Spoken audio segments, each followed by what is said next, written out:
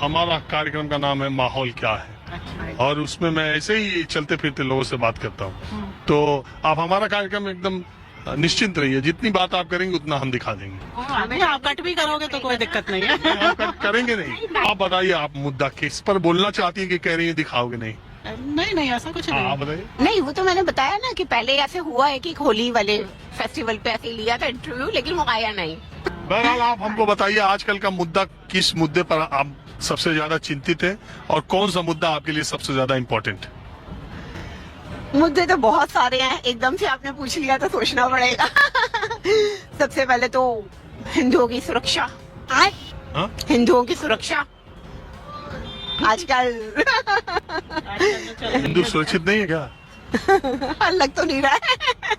ये मेरे को बहुत फनी लगा कि अगर हिंदू मुख्यमंत्री, हिंदू राष्ट्रपति, हिंदू मुख्यमंत्री, हिंदू राज्यपाल, पुलिस कमिश्नर, डीजीपी, कलेक्टर सबके हिंदू होते हुए अगर हिंदू खतरे में है तो मैं कहता हूँ ये मौलाना जी को प्रधानमंत्री बना दीजिए।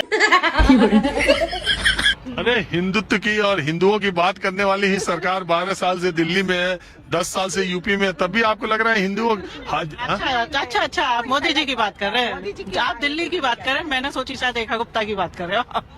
नहीं, हम दिल्ली, रेखा गुप्ता, हरियाणा में बीजेपी, उत्तर प्रदेश में बीजेपी, दिल्ली में बीजेपी, देश में बीजेपी, मध्य प्रदेश में बीजेपी, गुजरात में बीजेपी, बिहार में बीजेपी, कहाँ नहीं है बीजेपी? बोलिए। सब जगह है।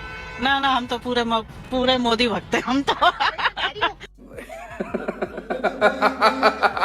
तो कोशिश कर रहे हैं, लेकिन माहौल तो बिगड़ ही रहा है ना हर जगह। ऐसे? हमको नहीं पता कैसे, क्या आप देख ही रहे हैं, और जगह बांग्लादेश में और यहाँ वहाँ प्रॉब्लम तो आई रही है ना लोगों को। अरे देश का बताएंगे कि सीधे बांग्लादेश चलेंगे? अच्छा आप बताइए हमको, जब भी हमको ऐसा कोई मिलता है तो हम उससे ये जरूर पूछते हैं कि मोदी जी के 3 अच्छे काम आपको कौन से लगे? अभी मजा आएगा ना भिड़ो। काम तो साहब बहुत सारे होंगे, अब ऐसे एक एक गिनाने में अभी एकदम याद नहीं आ रहे। वाह दीदी, वाह दीदी, दीदी वाह दीदी, दीदी। अरे इतने साल से आपको इतने अच्छे लगते हैं, तो कोई 3 काम तो इस सरकार के याद होंगे? हाँ, एक तो जो डिमोनेटाइजेशन हुआ था, नोटबंदी। एक्चुअली वो नोटबंदी तो थी नहीं, नोट बदली था। उसकी तो कभी सालगिरह भी नहीं मनाते। 8 नवंबर थी ना। आपको देश को याद है, लेकिन सरकार तो कभी नहीं कहती 8 नवंबर 2025 को उसकी सालगिरह मनाएं कि 9वां साल हो गया। अच्छा, उसकी सालगिरह भी मनानी चाहिए। तो अगर अच्छा फैसला था। नहीं, मुझे तो वो फैसला अच्छा लगा। कम से कम जो अंदर पैसा रखा था वो कम से कम बाहर तो आया। ठीक है। नोटबंदी एक हो गया, 2 और बताइए। नोटबंदी, और बाकी तो भाई जो हमारा अयोध्या का मंदिर बना, वाह, उसमें तो ग्लैड हो गए हम। और जो वहाँ पहुँच जाओ तो बस फिर तो मजा ही आ जाता है। और तीसरा तो और ऐसे याद नहीं आ रहा अभी। आपको याद है कोई 3 काम? नहीं, जो इन्होंने जो याद थे मेन तो बता ही दिया, अयोध्या वाला। सबसे बड़ा तो उनका अयोध्या वाला ही रहा है। हाँ। अरे इतने लोगों का। हाँ जी, याद आ रहा था कुछ उन्होंने किया था, मोमडन्स लेडीज के लिए किया था।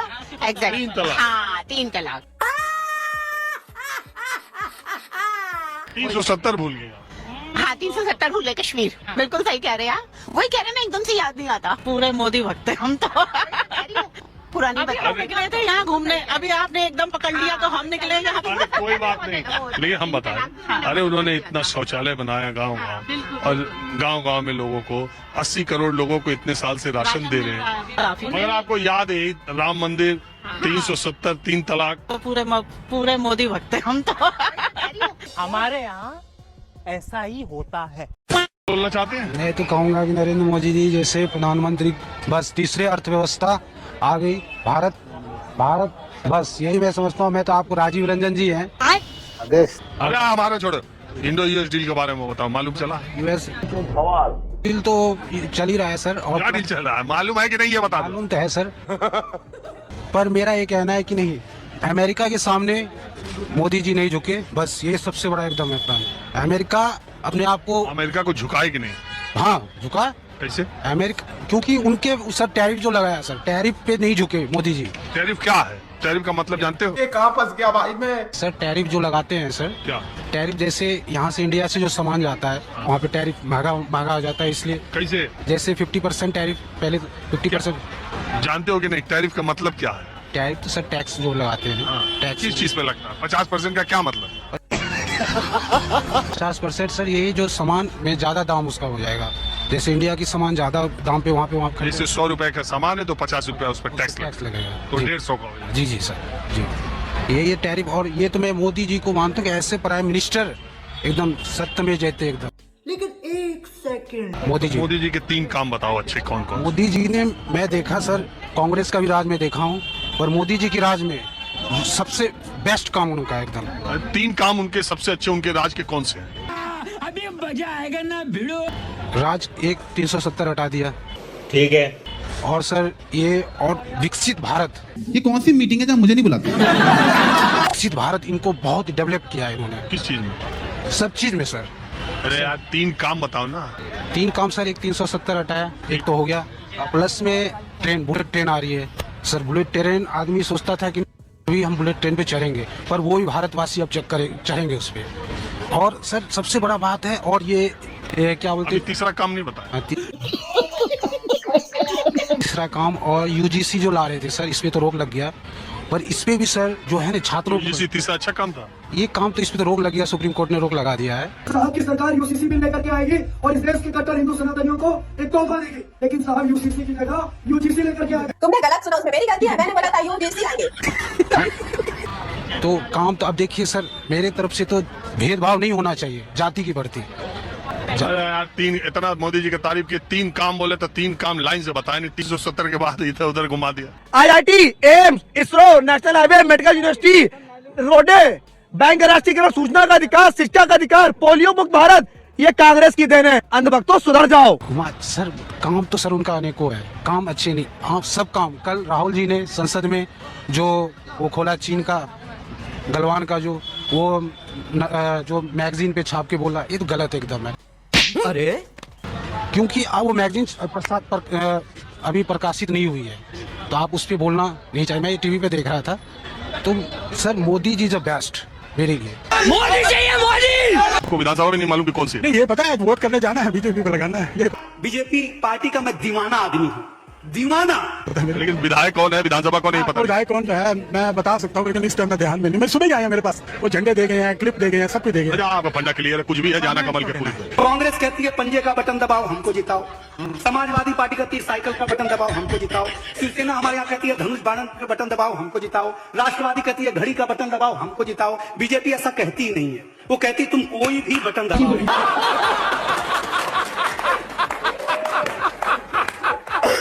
तरक्की तो हुई है ना, देखो ना कितना इंडिया ने तरक्की किया है, कहाँ से कहाँ पहुँच गए हम लोग। कोई पूछता था हमें, अब्रॉड के अंदर हमें पूछते हैं, तो फर्क तो है ना। मोदी ने ही डिड वेल, उसने बड़ा। तो सर आपको अपनी विधानसभा पता नहीं और दुनिया में डंका बज रहा है, इसका पता है? हमारे यहाँ ऐसा ही होता है। क्या मोदी जी कल आए तो बोले बहुत कारखाना लगाएंगे, बहुत फैक्ट्री लगाएंगे, सुने थे मोदी का भाषण? हाँ, हम गए थे सुनने के लिए। गए थे, ठीक है। ठीक लगा? हाँ, ऑब्वियसली ठीक लगा। Modi is the best prime minister in this world. Obviously Modi है तो मुमकिन है। मोदी है तो मुमकिन है। रुको जरा, सबर करो। काम से खुश हो अपने? मोदी जी के काम से डेफिनेटली खुश है। मोदी के काम से बहुत खुश हैं। मोदी जो कर दिए कोई नहीं कर पाया, यही बात तो मैं पूछ रहा हूँ और यही जानना चाहता हूँ। एक बार ये बात बताइए, मोदी जी इतना प्रधानमंत्री आज तक कभी कोई बेगूसराय में आया है? कितनी खुशी की बात है। विदेश गए उतना बार विदेश भी कोई नहीं गया। फिर तनाव आ गया। विदेश किस लिए? और जनता का पैसा उड़ाने। विदेश फिर नॉलेज जितना रहे उतना ही बोलिए। अभी बता दे भाई। Modi is the best prime minister in this world. जो भाषा ठीक से ना बोली जा सके उस पर झूठे हाथ नहीं आजमाना चाहिए। हिंदी बोलो। कैसी लगी? नहीं, विदेश पैसा उड़ाने गए, एक बार में जाते हैं। हर बार विदेश गए हैं बिजनेस के लिए। बिजनेस करके लाए देश में। आपको क्या चीज का बिजनेस करके? आपको दुबई से आपको वो पेट्रोल, दुबई से आपको तेल का आपको दे रहे हैं वो चीज। भारतीय है ना आप भारतीय हैं या नहीं? क्यों आपको हम विदेशी दिख रहा है? नहीं, मैं ये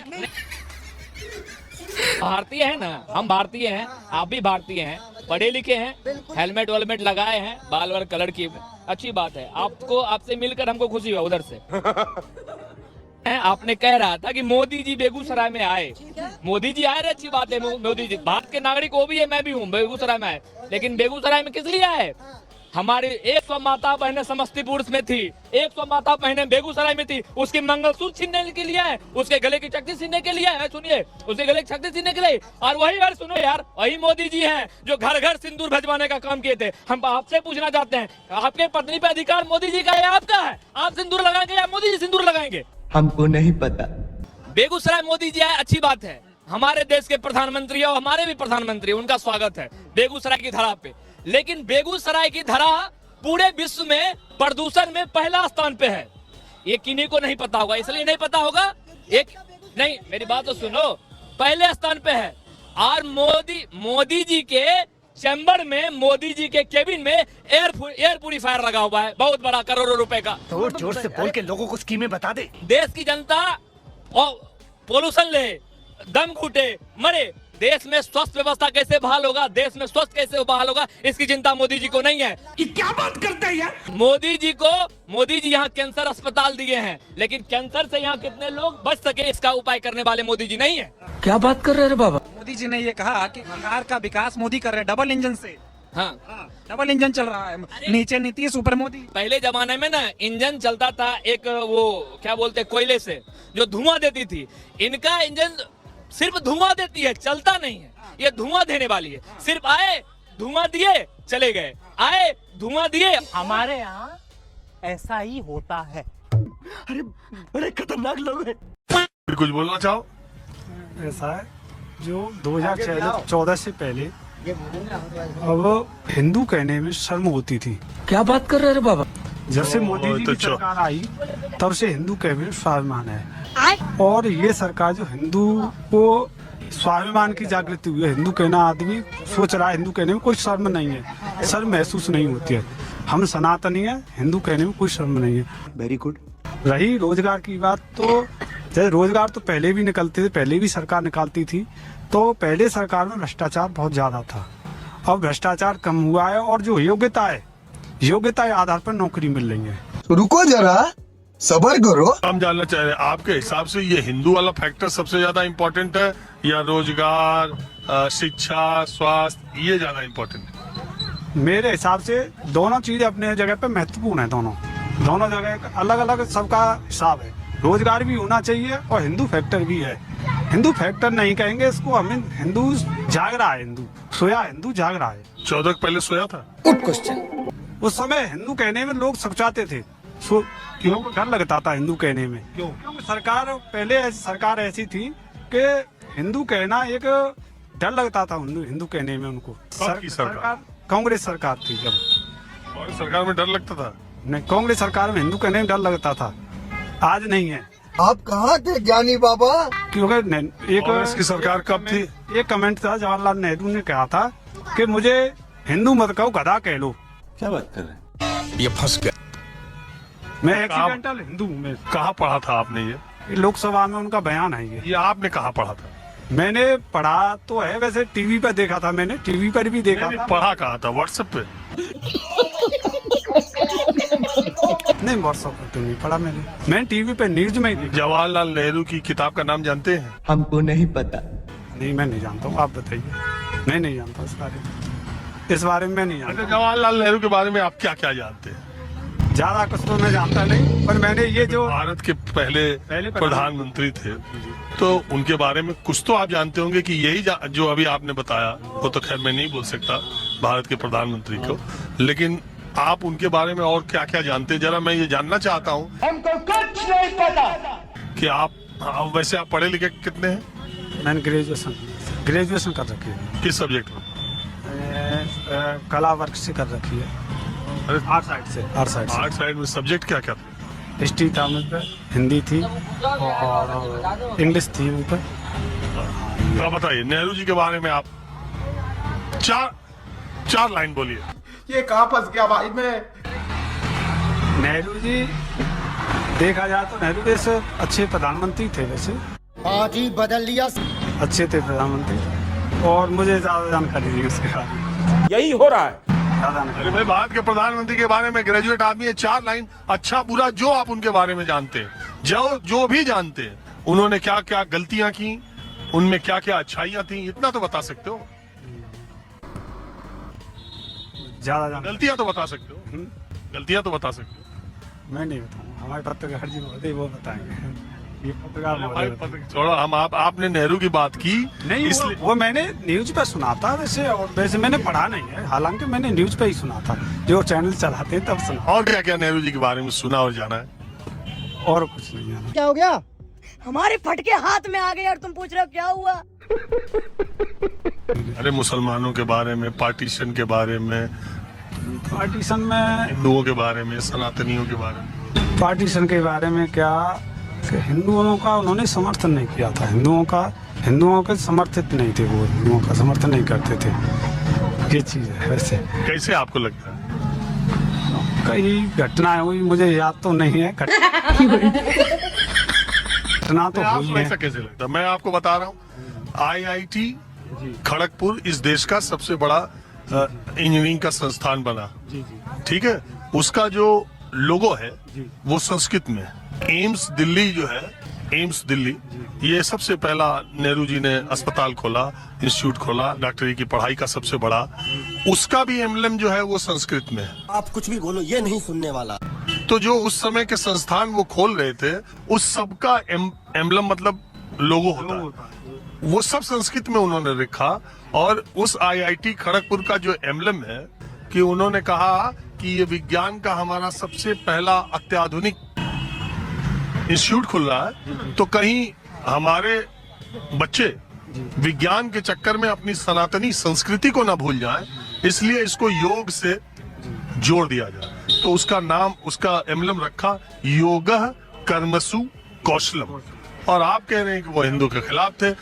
2000 काटो हम तब भी ले लेंगे, मोदी चाहिए। जिन्ना ये कहते थे कि वो मुसलमान के खिलाफ है, और नेहरू बहुत बड़ा हिंदूवादी नेता है। उनकी सोच रही होगी, समय रही होगी हिंदुओं की, मुझे नहीं लगता। मतलब ये सोशल मीडिया का देन, व्हाट्सएप का देन है जो आप तो लोगों तक पहुंच रहा। जी जी। नहीं, सोचिए मत। हमारे यहाँ ऐसा ही होता है। अगर आपको वीडियो पसंद आता है तो लाइक, शेयर एंड सब्सक्राइब जरूर करें, और इस वीडियो के बारे में आपका क्या ख्याल है नीचे कमेंट बॉक्स में अपना राय जरूर रखें।